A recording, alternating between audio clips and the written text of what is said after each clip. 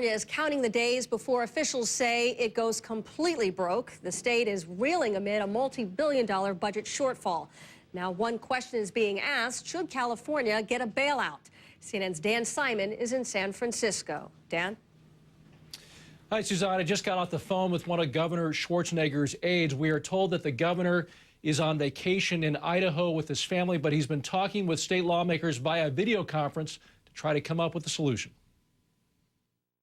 Governor Schwarzenegger's goal was to get a state budget by Christmas. Well, there's still no deal between him and the legislature. So what are they fighting about? Taxes, spending cuts, and the environment. Schwarzenegger wants a broader exemption from the state's environmental laws for highway projects, which he says will improve the infrastructure and create jobs. We need jobs right now. For me, the people are the most important thing. Then we can worry about all the other regulations. But let's get the people to work. That's the important thing.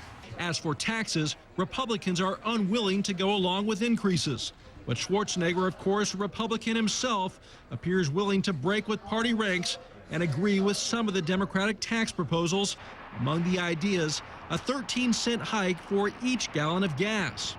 There's also the question of whether California should seek federal bailout money, but the governor this week has been firm. We are not asking the federal government to make up for anything for our failure.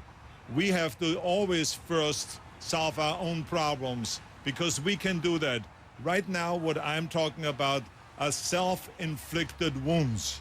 Wounds that could leave California, the 8th largest economy in the world, broke. The state controller says California is just 2 months away from running out of money. Among the possible consequences, tax refund checks next year could be delayed. That is especially not helpful in a difficult economic times where families need the monies to pay their bills, whether it's a rent bill, a mortgage bill, transportation or food. So it's going to have a strong impact in all our communities across California. Suzanne, the hope is that this budget crisis can finally be resolved sometime next week. The big headline here is that this Republican governor is willing to go along with some Democratic tax increases, but in exchange, he wants some deep spending cuts, and that's what they're still trying to work out. Okay, Suzanne. Thank you so much, Dan. Will President Bush allow a fellow Republican to get out of jail as the former Illinois governor